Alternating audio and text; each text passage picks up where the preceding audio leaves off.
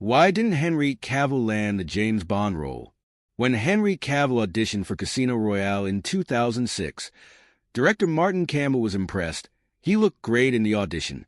His acting was tremendous, he said.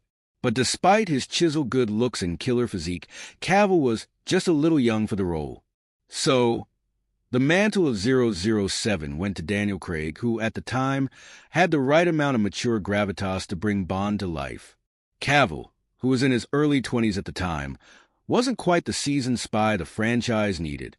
If Daniel didn't exist, Henry would have made an excellent Bond, Campbell added. But the young actor was still in the I've got the looks, let's kill off a ton of bad guys phase of his career. And let's be real, who could blame him?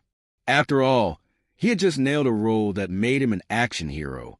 My whole mission was being number one at killing amounts of people on screen, Cavill cheekily admitted, envisioning himself doubling up his body count from the Terminator days.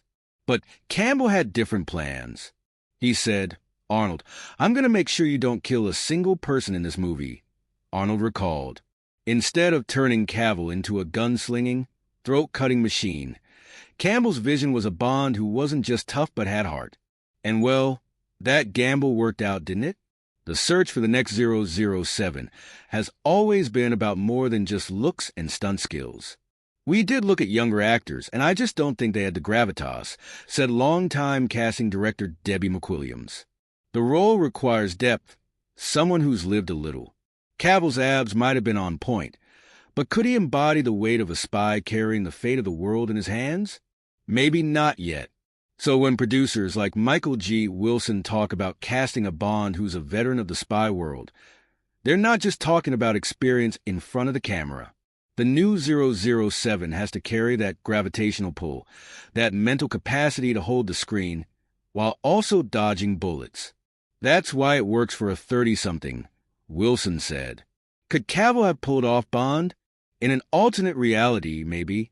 His audition was solid enough to make him the second choice, and he would have brought his own brand of charm and action to the role. But sometimes, it's not about being the most obvious pick. It's about finding someone who can bring an iconic character to a new level. Craig did that, and in the end, the world wasn't ready for a Bond quite as young as Cavill.